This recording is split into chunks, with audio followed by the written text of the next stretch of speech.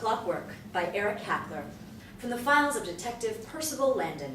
Interior, Philidor Library. Doors locked. The room is a lavish library. Floor-to-ceiling bookshelves, a fireplace at one end, lights hanging low from the ceiling, and numerous tables and chairs. On one of the tables is a large blueprint of the house. Outside the windows, it is the dead of night, and it feels as if the whole world has stopped to hear this tale. Pacing amongst the chairs is Detective Percy Landon, late 30s. He is dressed in formal but plain clothing that looks as though it's never felt an iron. He has a wedding ring on his hand and wears his detective's badge and a gun on his belt. He hasn't shaved today. Percy addresses his assembled suspects. When he speaks, his voice is quiet and tired, but he knows exactly what he's going to say. He checks his watch. All right. By my watch, it's 10:17. A small clock appears on the screen. It reads 10:17 and progresses forward in real time as Percy talks. Now, we can all agree this evening didn't exactly go as planned, and we'd all like to go home. The good news is for four of you is that when I'm done talking, you'll get your wish. Of course, that's bad news for one of you. But the best news, Commander Philidor, is I know who strangled your wife. Title card. Let me go back to when this all started. Photo montage 1. A montage of photographs depict the events of the evening as Percy narrates their story. Each of them has the clock on the bottom showing when that moment occurred. At 6:45, our victim, Roxie Philidor, was in the dining room, setting the finishing touches for her evening's get-together. A shot of Roxie in the dining room.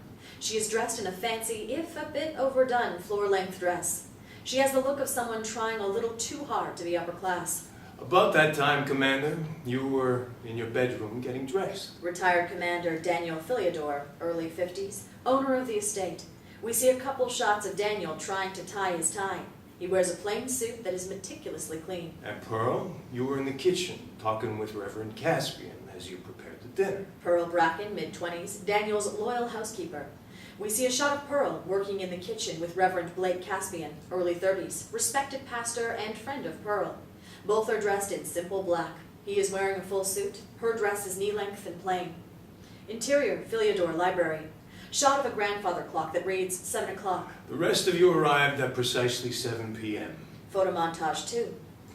You all went into the foyer to greet the last two guests, Dr. Abraham Broadwing and Miss Selina Corsack. As soon as that front door closed, our killer's plan was set into motion. A few shots of the guests arriving and being greeted. Dr. Abraham Broadwing, mid-40s, Daniel's longtime friend, is dressed in fancy clothes, but wears them casually. He wears a large ring on his right hand. Selina Corsack, mid-30s, well-known investigative journalist, is dressed to the nines in a suit and blouse. She carries a leather satchel. Final shot shows the closed front door. Pearl served dinner at 7:15, and for most of that hour, nothing was relevant. Shots of everyone eating, friendly laughter, and casual conversation abound. Interior, Philidor Library. Percy looking out the window. It wasn't until the clock struck 8 that the evening's goings-on really got going. Photo montage 3. A shot of the grandfather clock reading 8 o'clock. Pearl, you and Daniel were in the kitchen having a talk. Now, from what you've told me, it was quite a heated discussion. But now is not the time for it. Shot of Pearl and Daniel having an argument in the kitchen. What amazes me is the fact that the Reverend didn't hear you, given that he was only a short distance away in the cellar. I guess he had other things on his mind. Shot of Caspian in the cellar with a bottle of wine to his lips. But I have to say the most enticing parts were to be found upstairs, where Dr. Broadwing was keeping Roxie occupied in the master bedroom. Shot of Broadwing and Roxie having sex in the master bedroom. Of course, I know this because Selina told me she was hiding in the hall at the time. Shot of Selina taking pictures of Broadwing and Roxie from the bedroom door. Interior, Philidor Library. Percy walks among the chairs. And I don't hear the good doctor arguing, so I think it's safe to trust Selina's reporting. But that was at 8 o'clock, and Roxie still has 17 minutes left. Photo montage 4. At 8:03, Dr. Broadwing left the master bedroom and headed to this library to meet Commander Philidor. Shots of Broadwing exiting the bedroom. Interior, Philidor Library. Percy stands behind an empty chair and addresses Dr. Broadwing on the opposite side of the room. Didn't take you very long, Doctor. I hope you don't rush through your operations like that. You might kill somebody. He holds eye contact for a moment before breaking it and continuing his story. We know where he was because Selina was hiding in one of the guest rooms off the hall. He points to the room on the blueprint. As soon as the coast was clear, she slipped out and slid her note under Roxie's door. Now, I don't know how Roxie reacted, but given that I know what the message said, I don't imagine she took it well. Shots of Selina slipping the note beneath the door, then Roxie finding and tearfully reading it. Interior Philidor Library. Percy stands with his back to the room. So now it's 8:07. Sometime in the next 10 minutes, Roxie will be killed. Photomontage 6. All of you were scattered across the house as if waiting for something to happen. I've run through a bunch of theories over tonight's hours, but I'll tell you what I knew right from the start. Shot of Roxie crying in the bedroom. Shot of Daniel alone in the library. Shot of Broadwing in the study. Shot of Selina hiding in the guest room. Shot of Pearl and Blake in the kitchen. Interior Philidor Library, as before. Anyone in this house at the time could have committed the murder. Photomontage 7. Shot of the empty foyer. Interior Philidor Library. Percy stands facing the room. But the body was discovered in the foyer at 8:17. Photomontage 8. Shot of Pearl screaming. And soon enough, everybody knew how Roxie met her end. Wide shot of the foyer with everyone coming down from different doors. Selina is the only one coming down the stairs. Shot of everyone staring up at Roxie's body. Only thing moving in the shot are Roxie's legs, which sway slightly. Full shot of dead Roxie. She is hanging from the banister with a rope tied tightly around her throat. I arrived at 8:23. Shot of Percy entering the foyer. And after sending you all into the library, Shot of everyone in the library with Percy closing the door. I got a chance to work with Roxie one-on-one. Shot of Percy looking over Roxie's body. Interior Philidor Library. Percy standing against the table. I had a lot of theories in my head, but I can tell you two things for certain. Photomontage 9. First, this wasn't a suicide. And second, this wasn't planned. Same shot of Percy looking over Roxie. There were two sets of ligature marks on her neck. One from the hanging, one from the strangling. Suicide would only have left the first one. Shot of Percy examining Roxie's neck. And the rope was cut from a coil in the cellar. Favorite hangout of our Reverend Caspian. A weapon of the moment for a spur-of-the-moment crime of passion. Shot of Percy in the cellar looking at rope. Commander Daniel Philidor was obviously the first person to talk to. Shots of Percy talking to Daniel in the dining room. But I'm not sure I ever really considered him a suspect. You see, Interior Philidor Library. Percy drops into an armchair. This next bit takes a lot out of him. in my experience, the death of a wife, especially one you love so incredibly deeply, is among the darkest tragedies we can imagine. And you hope to God that it's not the end, that she's going to come back, that there's some twist in time that's going to let you undo the bad things you did and say the things you meant to, and do it the way you always wanted to. But that's not how it works. He seems to come back to himself. So no, Daniel, even though she was cheating, I never thought you killed your wife. Silence. What I did learn was that she had been uneasy lately, and that led me to my second suspect. He gets up from the chair and back to his story. Photo montage 10. Dr. Broadwing, you were Mrs. Philidor's lover. If anyone knew what was going on inside her head, it was likely to be you.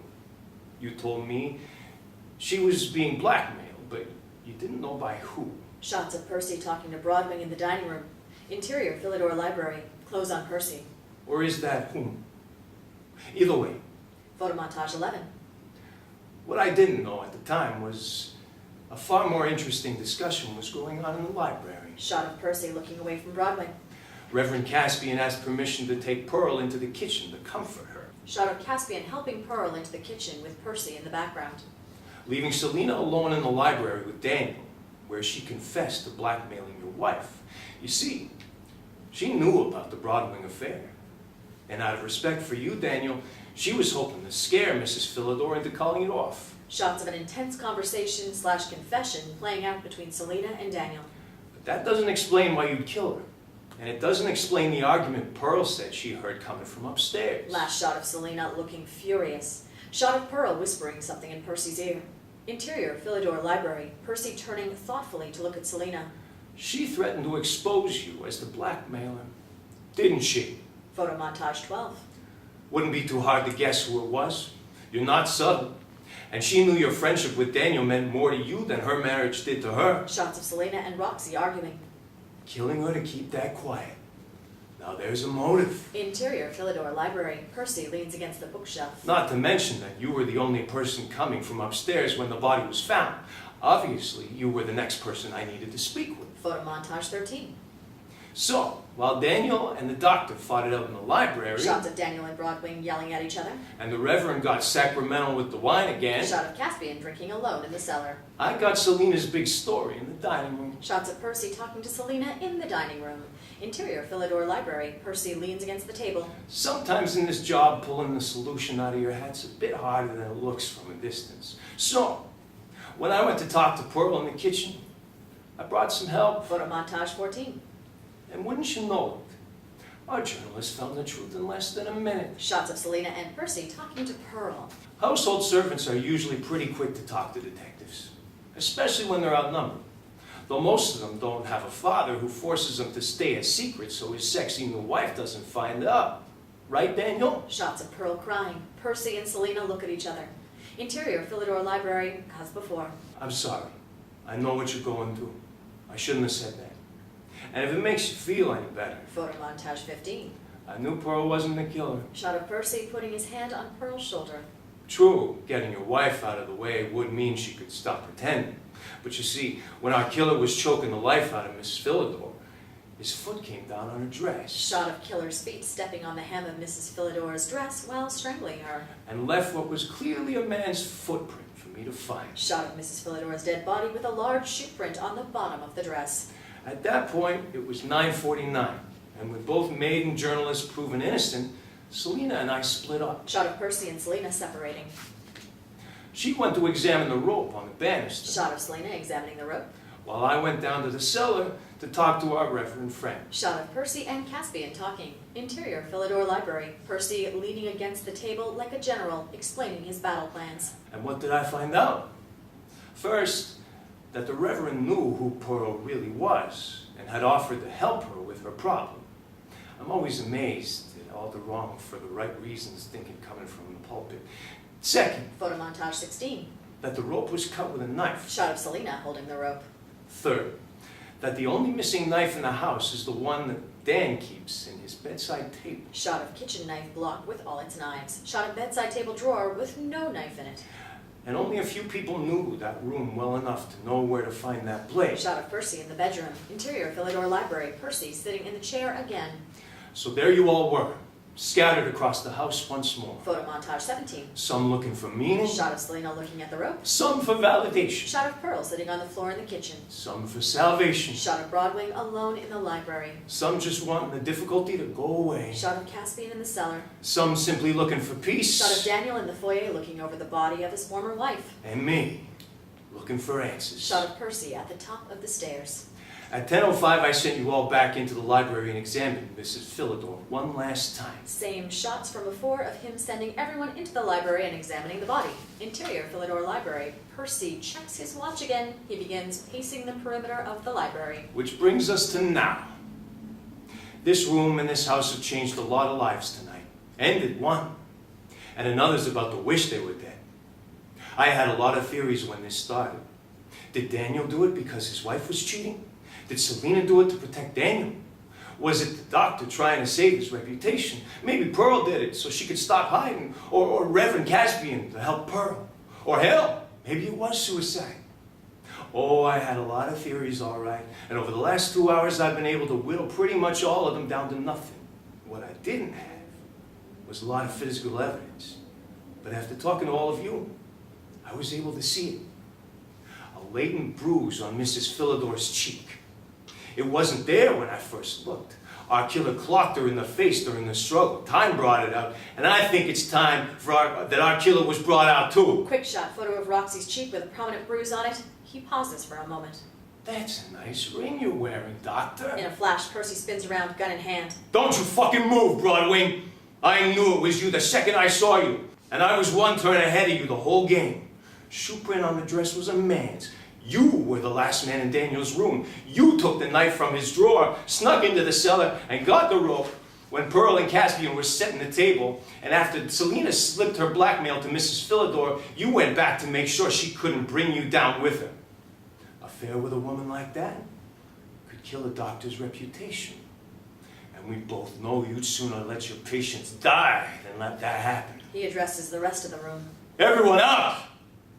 Selina, call 911, get me some backup. And tell them to be fast because I've waited a long time to get this prick. He looks to the door to make sure everyone's out. Suddenly, Percy's demeanor changes completely and he lowers his gun. Yeah, I think that'll work. For the first time, we get a wide shot of the room. Percy is alone. On each chair is a card with a character's name on it. The light coming in from the window shows that the night is still a little while away. On the table near him are open files with photos and profiles of all the guests. Percy checks his watch. The clock on the bottom of the screen changes to 6:45. Plenty of time. He pulls out index cards from his back pocket and looks them over. Pretty good. Oh, that is supposed to be home. Okay. Oh, I forgot the bit about Selina not hearing the murder from her hiding place. She definitely worked that in. Otherwise, good. Got it all. Tucks cards away, checks watch again.